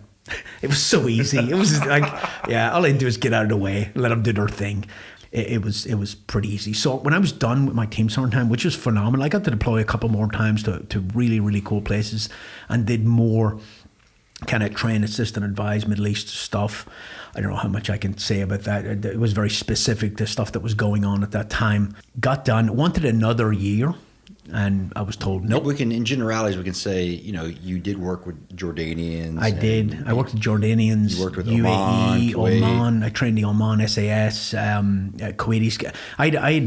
We were in UAE, and I had a cell in Kuwait and a cell in Oman. And Jimmy was on one of those, I can't remember which one. I think he was in Kuwait. And they were actually in there training with the Kuwaitis when Benghazi happened. Mm-hmm. And we did some other stuff too, but it was really good. And those trips like that, like UAE, for me, when I was there, you do work hard. It's super hot. Mm-hmm. But just enjoying the culture in your off time is amazing. The things you get to see and do. Oman is beautiful, man. Oman is like a little gem. And they are very... it's a beautiful country, and I trained the Oman SAS Officer Corps. Me and my captain, who'd been, can I say his name here? Sure. Brian Grimsley. Mm-hmm. Brian's a rock star, man. Brian was in Ranger Regiment. He came in, I was team sergeant, he came in as my ODA commander, and me and him got on like a house on fire. No, we were great, and we went there together, and we trained the Oman SAS it's funny, man, because we had young SEALs with us who wanted to go with us. And we're like, sure, but didn't do anything. And one of the courses they wanted was VBSS. Vessel boarding, search and seizure, right? Taking over ships. Yeah. And I said to them, you want to do this? Because it's kind of your thing. And they're like, no. So I just dug through my archive of classes and found one. And just, I did a little bit of it in Ireland, and I did offshore raids and stuff like that. So I just gave the class like I've been doing it my whole life, But that's what we do. But they loved it. They got a lot from it. And very, very professional organization. Like, oh my God, like sitting in the mess hall, like all sitting up at attention. Very British Army too, again, all dressed in Class Bs, very attentive, very, very professional, like crazy. But that was a really good experience as well. So you're hitting on here, we've talked about a couple different Special Forces mission sets, and this is, the FID portion and the Security Forces Assistance. So Foreign Internal Defense and Security Forces Assistance, all part of the Special Forces umbrella and the repertoire of what we do. But you're still talking about having a great time, getting to do these training adventures with incredible partners, building them up, and getting to see the country and live the culture. Yeah. So when Jimmy was in Kuwait with that cell training them, there's an island off the coast of Kuwait that was like a whole city in it. When the Iraqis invaded in the Gulf War, they cleaned it out. And then they never reoccupied it. So they use it for training. So Jimmy got to go out there and drive around and go, oh, let's blow up that building. They were teaching breaching, let's do this, let's do that. The Kuwaitis have a lot of money. So me and Brian came in and we visited Kuwait when our guys were training. We visited Oman. We came in and visited Kuwait, and they were shooting movers the next day. And I was like, man, they got some badass movers, right? They had a fucking little remote control car with a balloon tied to it. I was like, this is the most ghetto shit I've ever seen. Did you ever get to train at that Jordanian base they built specifically for all those competitions? Yeah. Oh, Sadiq. Yes. Yeah. I spent a month there. Yeah. Was that as nice as they say? It's pretty cool. Yeah. It is really nice. Yeah. Jordan is a very volatile country. Like, you drive around that place, you're like, oh my God, it looks like a powder keg. Like, it seems like there's a lot. Like Zarqawi was from Jordan, right? That you drove through some of those villages, you're like, oh my God, this place is going to explode. It's the worst place you've ever driven in your life. Apparently, to make a right turn, you have to be in the left lane, It was crazy. But I did we did some work with the very, very secret special police guys there. And yeah. So I did a mission in Jordan. Do you want me to tell another story? I'm a storyteller, man. We did a mission. Jimmy was with me. We did a mission in Jordan where we had to do a free fall into this remote village, overwatch it from two positions, then the assault force come in and hit it, right? And so we went in first and we were free falling in, and they're like, hey, these Jordanians are going to free fall with you. And I'm like, no, they're not. They're not. I'm the fucking jump master. Not going to happen, right? Because they were lower tier guys and they weren't very good. And I was like, not going to happen. So we jumped in. We were supposed to palletize a Razor and take it with us. We ended up dropping it, but we got the Razor, we loaded it up, and we were up. I had two positions. I had one up on top of this mountain overwatching this village, and then I had another one. I can't remember, I think Jimmy was in the other one. They were in the village in an urban OP. We set up the netting, and we have razors, right, in my position. The Jordanians come in 3 day up. The guy took a bag of candy with him. That was it. He had nothing, right? And they ate all our food. Like, luckily we had a lot. At one point, I couldn't find my sunglasses. It was bright as hell. I look, old boy's wearing my sunglasses. I'm like, give me my freaking sunglasses, right? So at one point, I'm trying to see if OPFOR or any movement on the village. So I have my ghillie suit on. I'm crawling to the edge of this hill, right? And I'm looking with my binos, trying to be super ninja skill guy, right? And I look to my left and I just see feet. And I look up and old boy's standing out in the open eating his bag of candy, The guys in the village, they didn't fare any better. One of their guys had night terrors. When he fell asleep, he'd wake up like screaming, in the middle of At one point, I saw a vehicle drive up to their position, and old boy get out with a bunch of tea, like shy, and he brought it in. One of the guys had called his buddy, who was in a nearby base, and he brought them all tea in their urban high. Like, it was just Mickey Mouse, I was just like, oh my God, let this end, But yeah, good times. You can't put an American solution on a Middle Eastern issue, man. You just got to roll with it. You really do. So I did that and finished my team sergeant time. And I tried to get another year, but they're like, nope, you have to. I was being groomed to be a sergeant major. And to be a sergeant major in SF, oftentimes you have to become a first sergeant, right? Mm-hmm. Were you a first sergeant? Mm-hmm. Okay. Where were you? That's what I was saying. Were you talked to me, you said, hey, take over for me at BLC. Yeah. And then I was like, no, I'm going to stay operational. I'm going to take this job. Yeah. So I went and interviewed with Mark Eckert, who was the Commandant, the NCO Academy, and later the USOC, CSM. I like Mark, man. He's a great guy. Like, no sense of humor, but just retired. Solid professional. Yeah. Retired. So he laughs sometimes. What? He laughs. He does. Yeah. And he was great. He was great to work for. So I interviewed, and I said, look, Sergeant Major, when I went through the Q course, I saw some of the best instructors I've ever seen. I've seen some of the worst. And at WLC, it was called then, but BLC it is now, right? It was PLDC when we went. It's the first NCO leadership school these kids go through, right? They go through, like if they're in the 18 extra program, they go a basic. It's the first course they really get. Yeah, it's their first interaction with Green Berets, because selection doesn't count, because you're just herding cats, right? And airborne doesn't really count. Airborne, even as a corps. So my thing was they should see the most professional non-commissioned officers they've ever seen in their career at these courses, right? And they often don't, right? And I took over, I went out there, so I got the job, but I went out there and I shadowed, and I saw some things that I didn't agree with, but I don't change things in a vacuum. I was like, maybe I don't understand. So when I took over, I got everybody in there, and I had like 14 Green Berets working for me.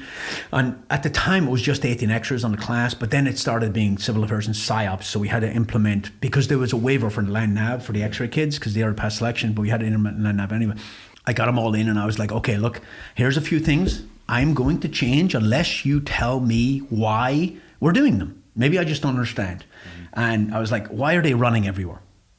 Well, they run in selection. This is not selection. This is an NCOES school. Why are they running everywhere? Nobody can answer. I'm like, okay, that's gone, right? Why are they doing fire guard? Fire guard was implemented when we had potbelly stoves and wooden huts, right? And everybody died if nobody was awake. And Literally to watch for a fire. Oh, it really is. And you're in a modern building with 50 alarms in it. And they're like, well, they need to learn how to do guard duty. I'm like, okay, they can learn somewhere else. Start falling asleep in class. Because if you wake me up for a shift from 3 to 4, you wake me up at 2:45, I got to go take a piss. By the time I get back to sleep, it's 4:30. Well, you just ruin my whole sleep. And then I held instructors accountable. I made them wear uniforms all the time, because they used to wear civvies a lot. And there was a lot of things I did not like, and I changed all those. And then it's funny, because you can change things, and then after one class, they just become normal way of doing things. And then new people come in and they explain why we're doing things this way, right? You get a lot of young instructors in SWCS sometimes who wouldn't have passed the Q course if they were an instructor for themselves. Yeah. Like, they just hold people to ridiculous standards. I remember we did a layout out at WLC. It's in Camp McCall. It's in a fenced camp. We did a layout, and the next day they came to me. And if you kick somebody out of an NCOES school, it's detrimental to their career. Their career's over. Like if you get kicked out of an NCO school. So they came to me. One of the instructors came to me and said, "We need to kick this guy out. Yesterday he was missing 5 items. Today he has them. We think he got hold of a phone, and he called his buddy, and his buddy came and threw the items over the fence." I was like, good for him. Good for him. That's the guy we want. The ingenuity we're looking for. He didn't get caught. Good for him, you know. These guys, some of these young instructors, they have a weird kind of attitude towards students, and they would kick a student out for doing shit that they did when they were in the Q course. Like, you know, this guy had a Motrin, he didn't have a prescription. Like, I would have gotten selections where I found I didn't even know about Motrin until selection. People were like, I was like, oh, this is magical. My shoulders don't hurt as much. But they need that strong NCO to kind of lay down the law and tell them this is how things are done now, and you know, you will up your game or you won't work here anymore. And Mark Eckert backed me up every single time. So it was great. So I was still on the train to be a sergeant major. And then I got to the end of that, and I was like, you know what? I don't want to be a sergeant major. I just don't, for my own personal reasons. We need to read my book when it comes out. It's called Don't Become a Sergeant Major. Really? Because once you peek behind the curtain, it's better to be blissfully ignorant. Authored by Sergeant Major Chuck. Yeah, I know. Yeah, Sergeant Major, or it's not retired, it's reluctant. So I was just like, hey, not for me. So I took the devil's money. So I was like, what am I going to do now? So I had to finish up my career, and a job opened up in the Force Modernization Office for a target engagement guy that deals with all the guns, bullets, optics. Because we get all the Army stuff, but we get when the Army's equipment does not meet our need, then we spend our own money on soft peculiar equipment, right? Guns, bullets, trucks, uniforms, all that stuff. So I took that job. Is this at USASOC or SF Command? So Special Forces Command. Yep. So SF Command is the last place actual soldiers touch these programs, right? And we represent the team guys. And I had like 14 Green Berets working for me, but because above us it's USASOC and it's all acquisitions officers or contractors. Then it goes to SOCOM, and most of them have never even seen a gun, right? So if we don't get it right, it's not getting corrected above us. And it's actually a lot more to it than people realize. And the Army acquisitions process is top-down driven. The Army say, you need a new machine gun. And the Army develop it and they do it. And the first time a soldier sees it is when he shoots it, right? SOF is supposed to be bottom-up driven. So the team say, this is what we cannot do with our current equipment. They don't say, we want a Patagonia this or we want this. They say, this is what I can't do with my equipment, right? And it gets processed and the requirement gets written in my office. And then it gets pushed up and we kind of walk it all the way through. So I spent a year in target engagement, and then they made me the NCOIC, and the colonel brought me in. He's like, "When do you make the NCOIC?" I was like, "I don't want that job." I said, I've been an E8 for half of my career. I'm sick of being in charge. I don't want it." And he said, "Well, you're in the Army and you'll do what you're told." And I was like, "Okay, fair enough." So I took over the Force Mod office for SF Command, 8 commodity areas. Target engagement, soldier systems. Target engagement's all guns, bullets, optics, night vision, all that stuff. Soldier systems, which is body armor and uniforms and helmets. Mobility, trucks. The SIF had its own. PSYOPs, intel systems, communications, and one more. Can't remember what the other one. Oh, robotics. So Drones. modern Green Berets can thank you for the JLTV. No, that's an Army program. Nothing to do with us, right? That's P2 Army program. I tell you what they can thank me for: the ASR, the Barrett MRAD, the 1-6 optic, the 6.5 Creedmoor sniper support weapon. All those things were started by me and my guys in my office, but based on requirements pushed to us by the groups.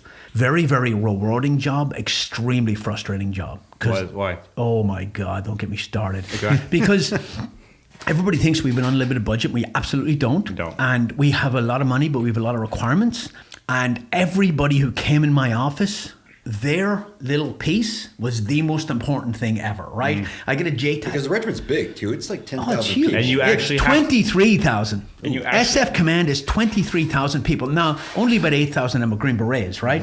But everybody who's in SF Command wants the same shit as everybody else. It's like the Ops Corps helmet was like a participation trophy. Everybody wanted, when we got the Mitch helmet, we were like, oh man, that was we crazy. were like, this is awesome. But you give a Green Beret a Mitch helmet now, he would burst into tears like he would. I don't look cool. Yeah. Brian Edwards, who was the regiment CSM, worked with me in Force Mod, and Brian was like, the biggest argument for the Ops Corps helmet is at least a Green Beret might wear it. If you give him a regular helmet, he won't wear it. He'll wear a baseball cap. But it was juggling all that stuff, right? I have a JTAC come in guy, tell me the regiment's going to freaking fall apart if I go and get $5 million for this program. I'd be like, you're the 6th guy today who came in asking for $5 million, right? And so you have to juggle all these people, and you have to put the needs of the regiment first. And it was funny because when you talk to team, I briefed every single SLC class, 128 students, E7s from teams. And I used to say, what do you not have? What can you not do with the equipment you have? And I'd usually not get a hand. And then I'd say, what equipment do you have in your team room that you want to get rid of? 128 hands. Yeah. Well, I tell you, 128 hands, right? I'd be like, okay, put your hands down. Let me guess. Thermal weapon sights, right? The PAS 13s from the Army. And they're like, yeah, we need to get rid of them. I'm like, okay, first of all, that's a first world problem. I have too many thermal weapon sights. What Army says that, right? Number 2, if you come off the basis of issue from the Army equipment, you're telling the Army we don't want that. And we can do that, and we can turn it all in. When the Army upgraded to something really good, you're not getting it. You have to fight to get back on the BOI. And you're last on the totem pole. It's easier just to box it up in inventory at once a month. And then the third thing is, if you fight a near-peer enemy that has night vision goggles, that laser you've been using in Afghanistan is not, it points both ways, right? So the only way to fight is with a passive system, and that's a thermal. So I used to say, if you're in 10th group or 1st group, not only should you not turn them in, you could probably be training on them, because you might need them sooner than you think, right? Great point. But they don't think that deep into it, right? And because I've been down that road, because I was in the fucking criff, man. We got all the Army stuff, all the SF stuff, and all the JSOC stuff. Like when you're doing inventories there, hours turn into days. Like it's just insane. I had like 8 guys on my team at one point, and I had 15 sniper rifles. I'm like, what am I doing with all these? But it's such a broken system that when you turn stuff in, you're not getting the next version, and you'll never get it back. Like it's just a nightmare. So I became the bad guy for everybody because I lived in the real world, and I took it very serious because it's taxpayers' money, right? And it just became every day fighting with people. It wore me down. Like it drove me to the point where I was like, I want to get out of the army. Like, this is brutal because it's hard to be the only adult in the room. Real quick, I did want to ask though. Within that directorate at Special Forces Command, I mean, you're talking about a lot of lethal items. You know, this is to bring rain and chaos to the enemy forces. Yeah. Were there any things that came across that weren't kind of lethal type items that you guys were pushing for modernization? I like non-lethal. Sure. I deleted that shit as soon as it came out. I'm not a cop. I had this EMP hand grenade one time come in, and they were like, you can throw it in the room and it destroys all the computers. I was like, real hand grenades do that too. But you've got things like vehicles. You got, as far as you got shoot, move, communicate, medicate, sustain. So kind of all the gambit of what the Special Forces team is supposed to do. You try to leverage the army as much as possible. And when we built the ASR, the Barrett MRAD that we have now, the 3 caliber system, we brought the army in very early on. We brought the Marine Corps in very early on. And there was a lot of people that had the decision on this gun all the way up through SOCOM and the big army that didn't know anything. So I was in charge of that program initially. I brought everybody who had a say to Todd Hodnetz in Texas for a week. I brought Brian Litz in to teach ballistics classes to them, and I trained, and Lynn Ashley was there too, which was awesome because he was the colonel in charge of USASOC. See, the key is you can ask for ridiculous, like I can write a document that says, I want night vision goggles that are the same size as my sunglasses, right? I can write that requirement, push it out to industry, right? A year into that program, you'll have spent $1 million, and all the submissions will come in for testing and they'll all fail because what you asked for was completely, science is not there. Physics is not there. It's the same thing with a sniper rifle. I can say I want a 1/2 minute of angle gun. A year in and $1 million and they all fail and you're back to square one. So what you have to do is write a requirement that's based in reality that can be achieved with a little push, but it has to be high enough above whatever you have to make it worthwhile for the taxpayer to pay for, right? Sure. So it's a very delicate thing, right? I need an improvement in capability. I need overmatch on the enemy. But if I push too hard and too high, then physics just can't get there. One of the best, and I studied acquisitions and all this process because I really needed to know how to circumvent the rules.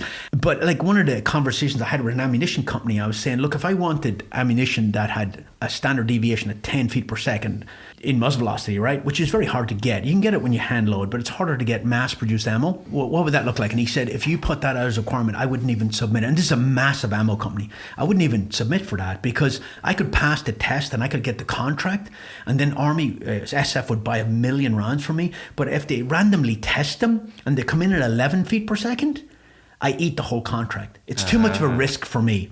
I wouldn't even compete, And people think that these companies make billions of dollars off Army contracts. They actually make more money from the civilian market. Like SIG will make way more money off the civilian market because the Army picked their handgun than they would selling them to the Army, And the Army's a nightmare to deal with. The government are a nightmare to deal with in acquisitions. So you have to be very delicate in how you do these things, which means you need to research capability. So I used to send my guys to optics companies to see how scopes were built, start to finish, so they could write specs for scopes.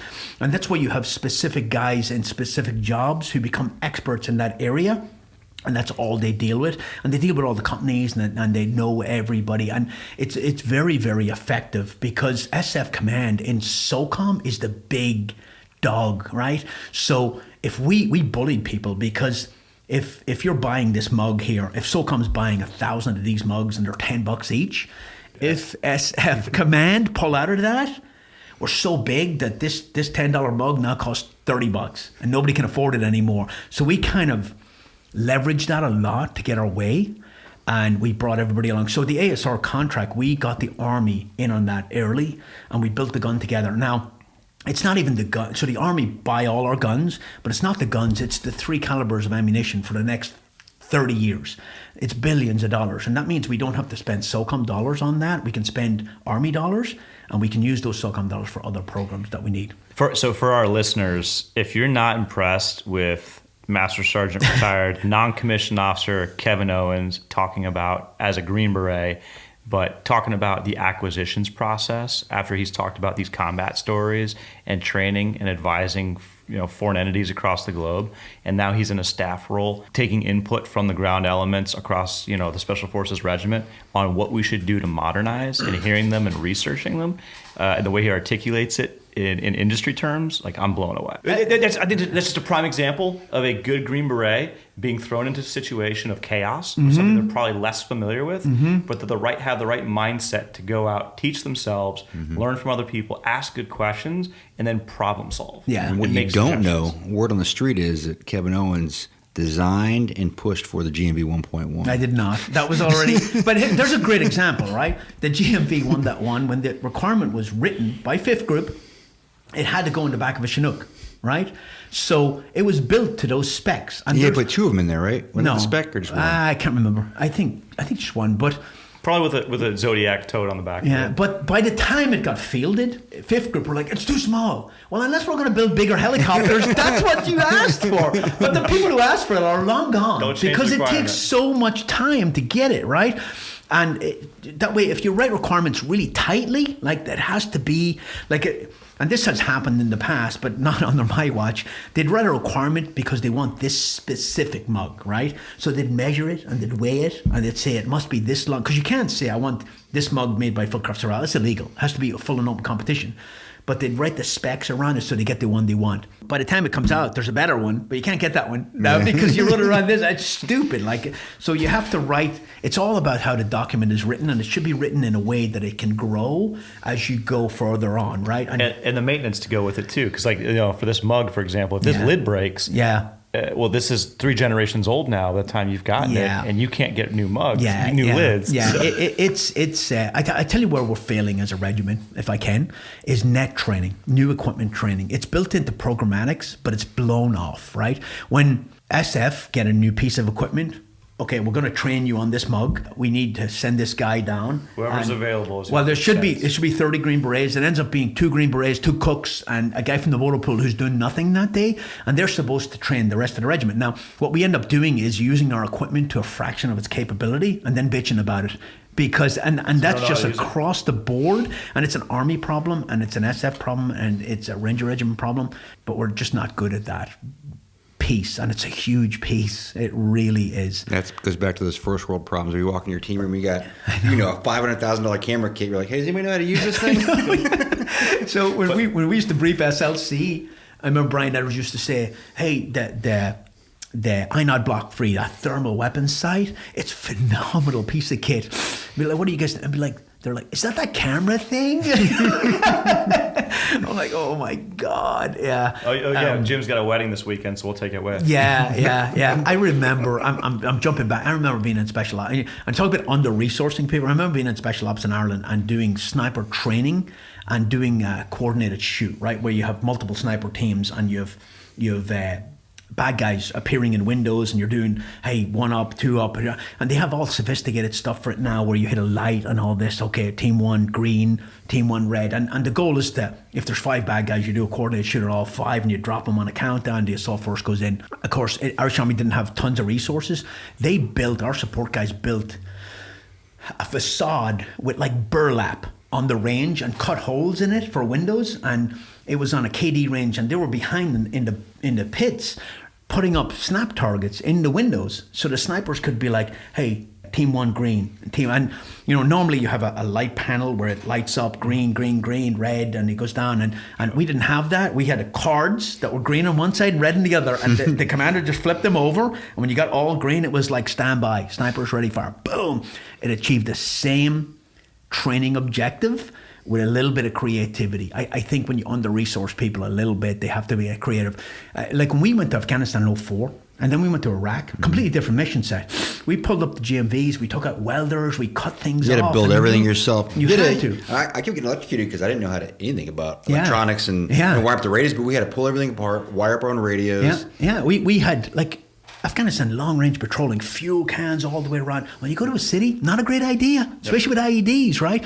So we just did it. Well, now when I was in SF Command, groups used to ask permission to modify vehicles. Mm-hmm. Well, when you ask, somebody who's covering their ass has to say no. Why don't you just do it? Just freaking do it, man. And again, very rewarding Remember the career. LMTVs back then? What? The Mad Max LMTVs we had?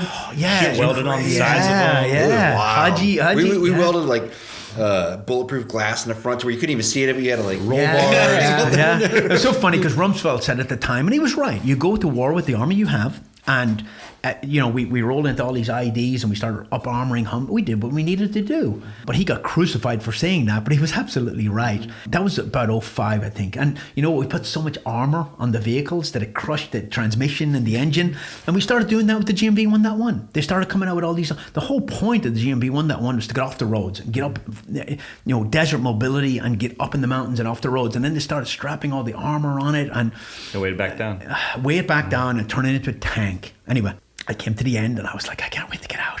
So everybody was telling me, hey, document your injuries, start early, right?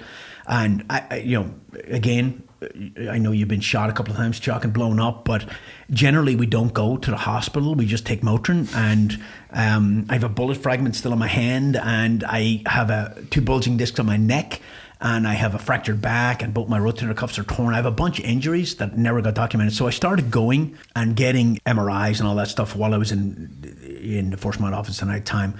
And they were like, hey, you meet the criteria to medically retire if you want. And I was like, I don't care. But so they sent me up to this regular army doctor up in, you like this one, Chuck, up to Womack. And he's the guy who says whether or not you can medically retire or not, right? And I went up there in PTs. Now, look at me. Look, I'm not a private, right? I've been around a day or two. But they were like, hey, when you go up to this guy, he's an asshole. And he's rude. And he's just...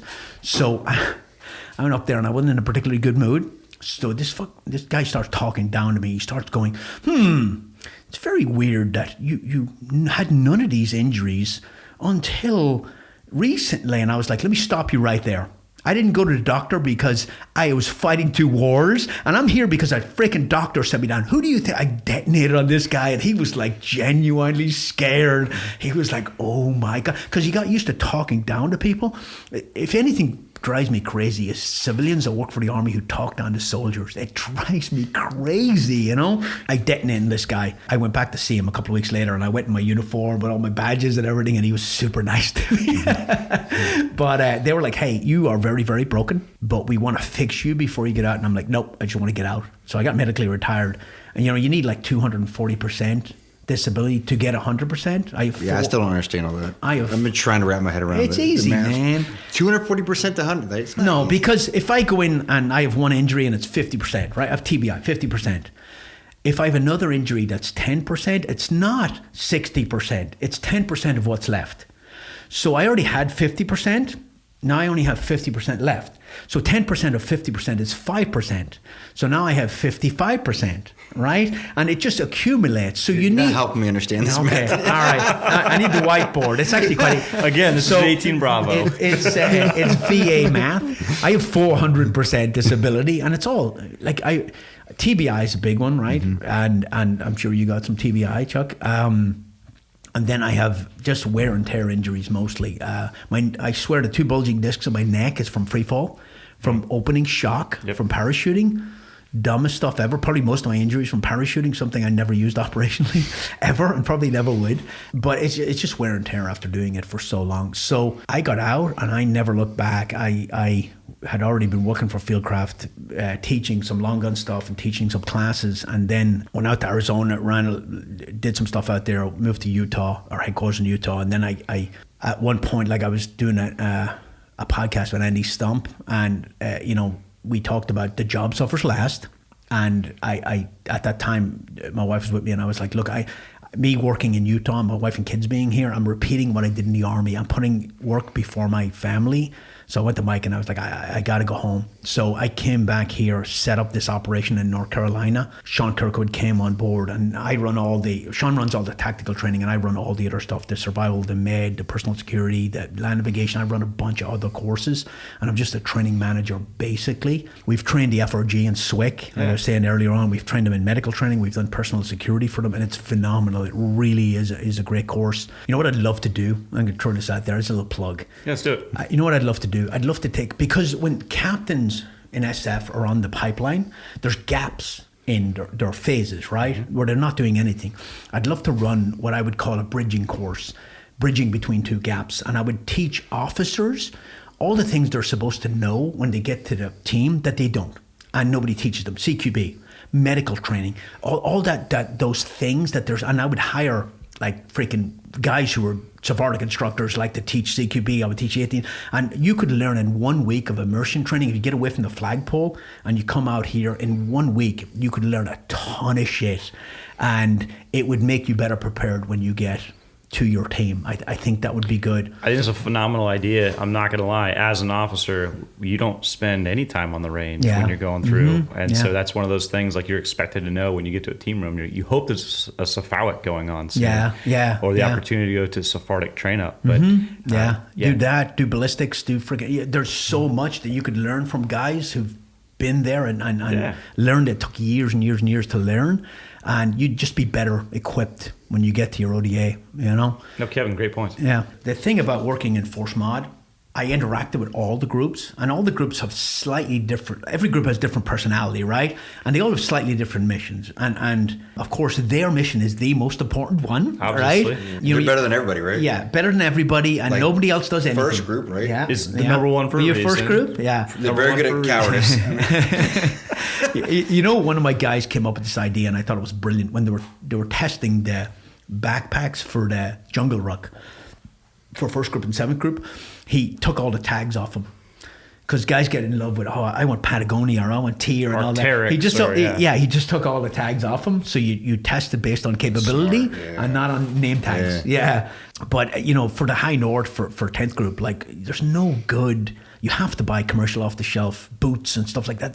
There's a Berry Amendment, which Army programs have to be made in America, like for textiles, right? For clothing and all that, they have Except to be for made in the berets, US. apparently, right? Well, they made somewhere else? Remember when the Army went with the black beret and they were all made in China? Were they? Yeah, remember that? No. Yeah, it was like a big deal. Yeah. Well, they're supposed to be made in the States. It's called the Berry Amendment, or a Berry Agreement. They so you can't get certain things that are the best capability unless you go elsewhere, right? But every group has a common mission requirement because we all cross over, right? First group go to Afghanistan, forget everybody goes everywhere. So, and then there's specific requirements for each group that they kind of, they're slightly different. It's funny, and you know, it's funny when we went to the Q course and we went to French because we were working in Africa, and then I never spoke French again. Yeah, I never went to Africa. I never went to Africa, you know, right? And now it's back in Africa, third group back in Africa again, right? So full circle. Yeah. But like you say, what's cool is coming to SWCS,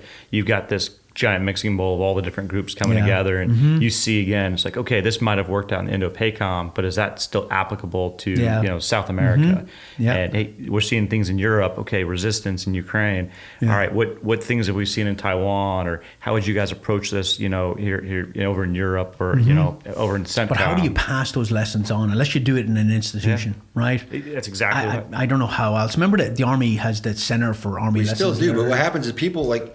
I mean, I used to find myself doing like, oh man, it's really cool. I'm glad I read that. And then you put it down and like, okay, let's go do this. Let's just do how we're going to do it anyway. When I was in Force Mod, I used to get in the morning, every single morning, and pull up my red computer and read an intel dump from SOCOM on the world, Soviet capability and all that. And I just went through it. And it was very well laid out. And I used to scroll through it every morning to see if anything was applicable. The big thing was drones, right? Drones and counter-drone was a huge thing. And will be going forward. I mean, the goal is to take the soldier off the battlefield. Counter-drone is very hard. In Syria, we never cracked that nut. Yeah, nobody does, right? You know the best thing? Like, there's probably 50 different counter-UAS systems out there. You know the best thing is a Hawk or a Falcon. A Falcon who can hunt on sight and see that thing for miles and take it out of the sky. Unless you got little night vision goggles, that fucker can't fly at night. So there's systems to find them because it's two-part, right? It's detection. You can always find them. It's just how do you get them? Yeah, right? It's detection and then introduction. And it's... I don't know if you've been over Bragg lately. There's a giant, it looks like a driving range almost that's now encased in. Yeah. So they took a parking lot. I think General Donahue over at the 82nd, before he moved on, implemented basically an outdoor UAV navigation area. Oh, that's what that is? I wonder now. It looks like it's really... It looks like a Top Golf. Yeah. It looks like a Top Golf net. It's really difficult to test counter UAS stuff in the US because some of it's shutting off the RF signal and all that, and you're messing with aircraft. You have to go out in the middle of the desert in Nevada to do it. And then they had ones that shot a net and went over the drone. And then if the propellers are encased, then it just fly away with the net on it. You know what I mean? Like, I've seen so many. Yeah, but nobody's cracked that nut. And they've, not only the military, like the NFL have sunk millions of dollars into it because they're scared that somebody will fly it into a stadium and create panic. It's an ongoing problem. It's just going to get worse because drones it's the way of the future. Kevin, what I wanted to ask you, what is your advice to students going through the Special Forces qualification course right now, or to prospective Special Forces students who will come to SWCS? Look, I've never done anything in my life in the Army that was as hard as people made it out to be. Have you? Mm-mm. Have you ever done any school where... Well, some of the online shit. The senior enlisted joint advisor course too. Yeah, that was 40 hours of... Okay, let's anyway, besides that, no. Army schools, right? Because if I elevate my accomplishment and make it talk like it's super hard, it makes me a badass, right? So don't self-select and don't think you can't do it. You absolutely can. Like, if you come to selection, you've passed or failed based on your preparedness and your mindset, right? If you're physically fit and you're not willing to walk away, then you're going to be fine. So don't self-select. And how much fun did you have in those courses? I remember the selection and the Q course I had an amazing time with that. and the guys that I went through with are some of my best friends that I still maintain contact with. Robin Sage, to me, was the best part of the Q course because it gave us the ability to think outside the box.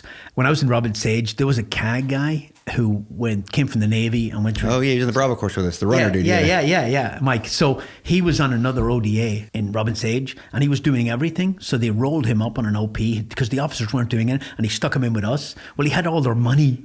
So I don't know how they got through the whole thing because we had all their money, but we never told anybody. So they had all these scenarios where we ran out of money and we had to buy stuff on the black market, and we had all this money and they couldn't understand. It was awesome, but it is fun. Don't be a jackass and argue with instructors. I would say you're always wrong when you're a student, but don't self-select. Just take it one step at a time and cooperate to graduate and just do what you need to do and move on and get what you can. But when you get to your team, you really start learning then. You know, the Q course is just to kind of get you to a very base level. When you get to your team, that's when you start really learning, and listen to the guys on the team. You'll be fine. Great advice. It's such a great course. If I didn't work at sniper school, I would have liked to be a Robin Sage instructor. I think it's a great school and it does a great job, and it really lets people think outside the box. All right, Master Sergeant retired Kevin Owens. It's been an awesome podcast talking to you tonight. Really diving into the Special Forces mission set. Through your storytelling tonight, we've really gotten really that breadth of Special Forces and the missions: security force assistance, foreign internal defense, direct action, unconventional warfare, special reconnaissance, and counterinsurgency, weaved into all of the great narratives you had tonight. Really badass stories. What I think is really impressive too is, again, Special Forces is that premier partner force for our nation. You talked about working with all sorts of partners here. Just to rattle off a few: SWAT, police, intelligence units, militias or neighborhood watches, actual uniformed military, border patrol, homeland security. So again, the breadth of what Special Forces does and who we work with as our partners is not limited. And that's, again, on behalf of the nation. So Kevin Owens, awesome. Thanks for being on Pineland Underground tonight. And real quick, so this is part of a broader spectrum of podcasts that we're doing called Full Spectrum Special Operations, where we're trying to capture what RSOF really does. And for our definition for construct of RSOF, or Army Special Operations Forces, is what it is that we produce in SWCS, which is civil affairs, psychological operations, and special forces. But then what are they individually, and then how do you use them all together when you go downrange, right? So this is the special forces portion of that, which I think that we picked a badass guest, right? Yeah, without a doubt. So yeah, that's awesome. So thank you. Thanks, guys. Kevin, awesome. Cheers. Thanks for joining us today in Pineland Underground, the U.S. Army John F. Kennedy Special Warfare Center and Schools official podcast. Please tune in to our next episode. We release episodes every 2 weeks. You can reach us at pinelandunderground@gmail.com. Check it out.